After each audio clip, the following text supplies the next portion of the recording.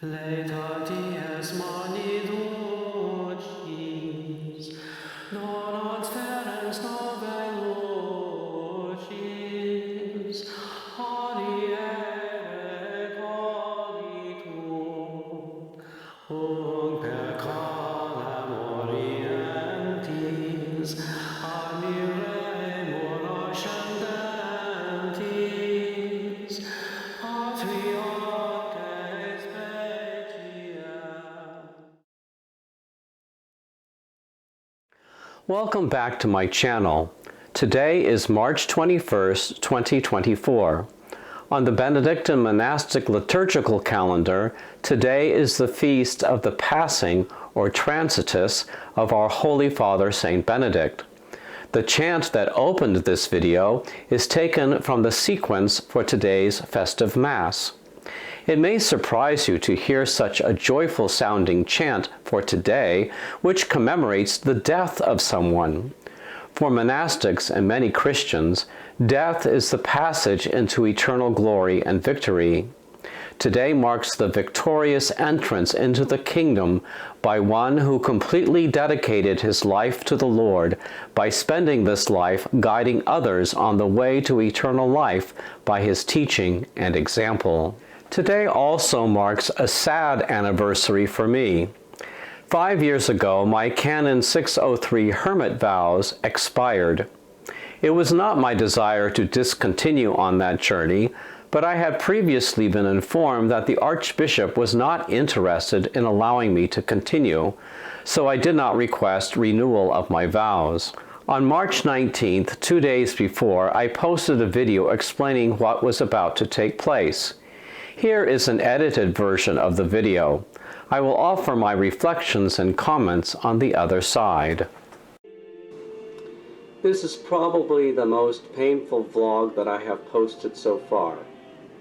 I am sad to announce today that I will not be renewing my hermit vows, which expire on Thursday, March 21st, 2019, which ironically is the feast of the Transitus, or passing of Holy Father Saint Benedict.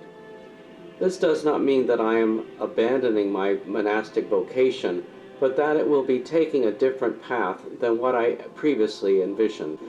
Let me explain what my current status is and why I took this road in the first place. I am, for the next 2 days, a hermit as described by Canon 603. My vows are by the approval or in the hands, to quote the canonical text, of the Archbishop of San Francisco.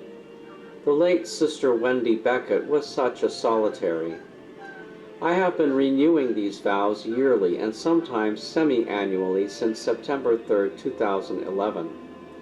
At the time I started this journey, it was at the approval of the now deceased Archbishop George Niederauer, who was supportive and encouraging of my monastic vocation. The reason why I chose to make Canon 603 vows was because I saw it as a pathway to establish a contemplative Benedictine monastery here in my native San Francisco Bay Area. You can read my backstory on my website. It is very hard to survive as a hermit. One must be self-sufficient and not reliant on the local diocese for financial support. At the same time, one should live in close proximity to a Catholic church so that attending daily Mass is convenient, and one should also be on good terms with the local parish priest and community. All these things taken together make it difficult to structure such a life, particularly if the life is supposed to be primarily one of prayer. The way it is set up, one must be independently wealthy and/or running a successful home business that does not require a lot of time. It can also work if one can make arrangements to live on the property of another Catholic institution in exchange for some services or work. Sister Wendy lived in a trailer on the grounds of a Carmelite monastery and earned her living from her books and videos.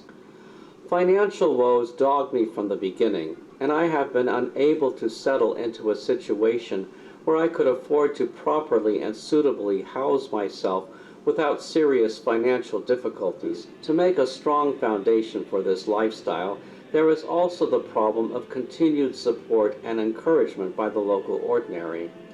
In my case, this is the Archbishop of San Francisco. Within a couple of months of my profession, Archbishop Niederauer turned 75, the canonical age at which a bishop must tender his resignation to the Vatican. At the end of September 2012, the announcement of his successor was rumored to be imminent, so it was recommended that I make my request to renew my vows before the announcement was made. I requested a 2-year extension, but was granted only 6 months, as to not straddle the new archbishop with a hermit he did not want. As the Catholic world knows, the former Bishop of Oakland, the Most Reverend Salvatore Cordileone, was named the 8th Archbishop of San Francisco and was installed on October 4, 2012. Of this transition in the Archdiocese, I am reminded of the words that appear early in the book of Exodus. Then a new king, who knew nothing of Joseph, rose to power in Egypt. It wasn't so much that we did not get along, but rather that my vision of monastic life did not appear to fit the vision which the Archbishop had for the Archdiocese. As for the details, I think it best not to express it for the airwaves. I have remarked on these issues on Twitter, but have since deleted them, so they will not come back to haunt me later on. For now, let me say that I am allowing my vows to lapse because a great many issues currently beyond my control make it unfeasible to continue this way for the time being. I am not abandoning my vocation. My hope is to acquire some amount of land in the rural area near where I currently live. Moving out of this area will complicate a lot of other matters and distance me from valuable personal connections that I have made over the years. San Mateo County is my home, and to live elsewhere would be very hard on my spirit. Perhaps I will be in a position in the not-too-distant future when I can either approach the Archbishop and request to make the vows again, or approach an established independent Benedictine monastery for adoption of my house. This is in God's providence. I will have to post strong disclaimers on my website and on Twitter clarifying my canonical status. I cannot present myself to the public as a brother, and I must make clear that no such approbation has been granted to my monastic foundation. I can still make moves to set up an unincorporated nonprofit organization and live the life anonymously on my own. There is nothing stopping me from accepting companions or candidates so long as I have a place to house them. The video was made before I had acquired my lapel microphone, and my homemade teleprompter was still in its primitive stages. Sadness is evident in my voice, and stress is plainly visible on my face. No one imagined that exactly 1 year later we would all be hunkered down in our own dwelling, hiding out from the unknown ravages of COVID-19. So much has come to pass over the last 5 years. Today, I am marking this anniversary by speaking briefly about the loss experienced in the dissolution of monastic or religious vows in the Church, about the concept of vocation and calling, and finally, the reality of grief as it pertains to the loss of vows and unwanted change of plans. The profession of vows by a monastic or religious is not a sacrament in the same way as holy orders for a deacon, priest, or bishop. A sacrament is conferred on a person by the institutional structure of the Church. The concept of monastic or religious vows arises from grassroots movements within the Church. The Church gives its approval and blessing to individuals and groups of people who profess vows that, to some extent, reflect the essence of the evangelical counsels of poverty, chastity, and obedience. These individuals and groups must meet certain requirements to be granted approval by the Church to enjoy the status of a public witness of Christ. Though not a sacrament, the profession of vows is nonetheless sacramental, thus conferring a special grace on each person who professes them. Having been through the process of ending the vows twice in my life, I can attest to the emptiness experienced when public vows are no longer valid. This is something that few people will ever understand.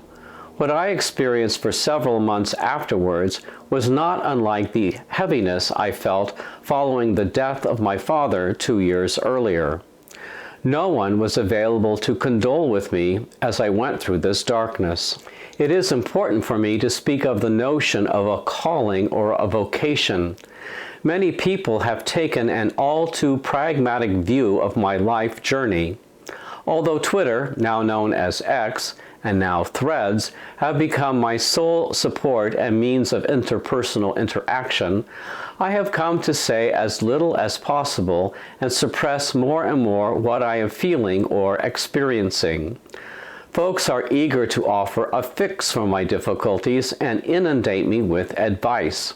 They assume that I don't have enough sense to seek solutions on my own and that they all know better what I should have done or what I should absolutely do right now. What I have learned is that my calling is tied up with dealing with whatever is in front of me that day. Many people are called to live safe and mundane, normal lives, and that is all good. But some of us are called to travel according to a very complicated map and live out hard-to-explain realities. Which brings me to the topic of grief and how to interact with someone who reveals a setback in life. The best response is listening and giving space to the grieving person. Allow that person to sit in the grief, but let that person know you are close by if needed. Offer to help by asking what is needed. Never impose your advice or words of wisdom.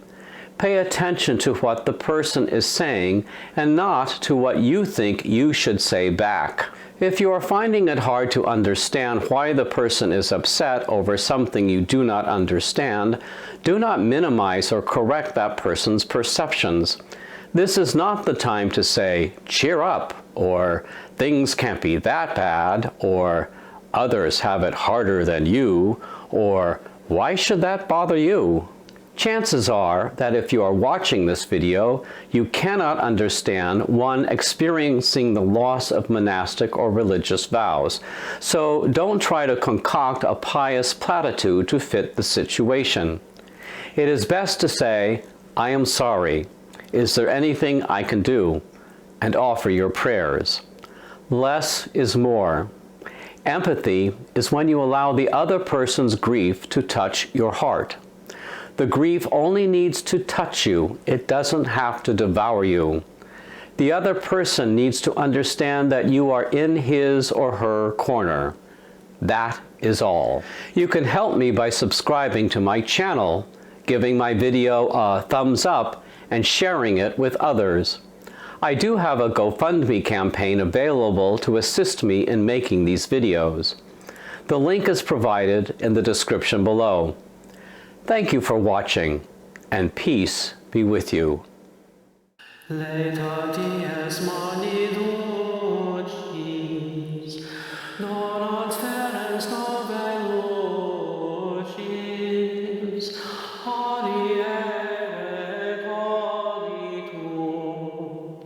Oh